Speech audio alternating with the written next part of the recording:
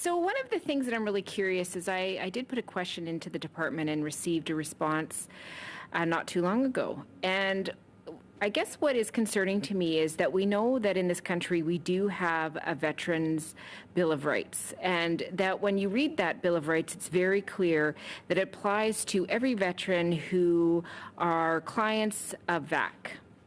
So I was a little surprised when we put in our request and found out that although there is an extensive amount of training that is happening for VAC employees, they are not being trained in any way about the Bill of Rights, what that means and what their responsibilities are pertaining to that particular document.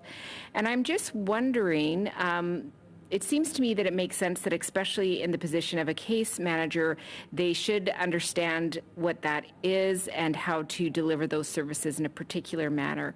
So I guess I have two questions. The first one is, what is the purpose of the Bill of Rights if it's just there as a document that cannot be actually used in a meaningful way? And the second one is there any process within VAC that if a veteran who is being provided services feels that his Bill of Rights or her Bill of Rights or they's Bill of Rights have been not acknowledged and not represented, is there a process for them to move forward with an official complaint? Thank you, Mr. Chair, and again, thank you for the question. I think, Madame Blaney, there's a tremendous amount of training that goes in, and my colleague, Mr. Harris, referred to the training that we undertake for new staff who are especially interfacing with veterans. And that's something that we take very, very seriously. So in addition to public service training and issues like values and ethics, there's a lot of training that is very specific to the importance of the way that our staff comport themselves in their interaction with veterans.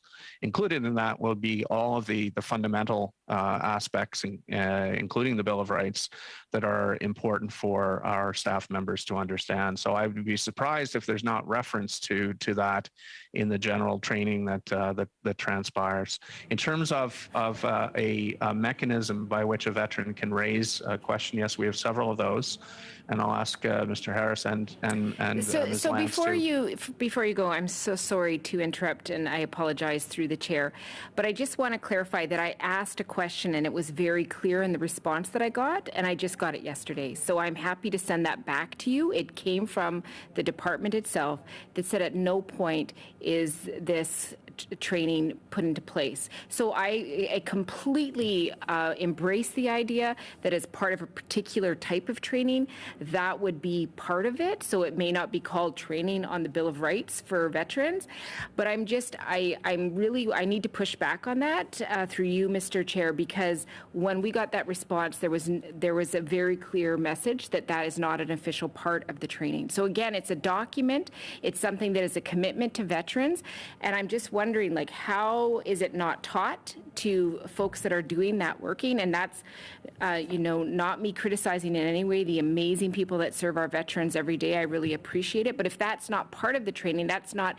their problem. It's really an upper management problem. But the other part, I just want to go back to it, is there not a process for veterans who feel that their rights have been trampled on and that they have this document that assures them that there will be a certain criteria of how those services are provided to them? Is there no process for them to move forward that includes this?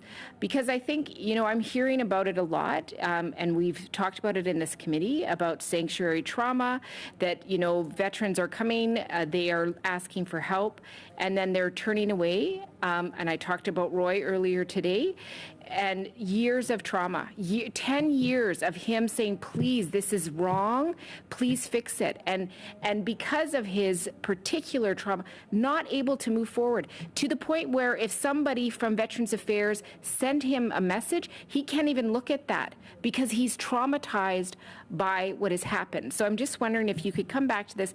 And I just, again, want to clarify, we asked the question, we were told that it is not part of the training.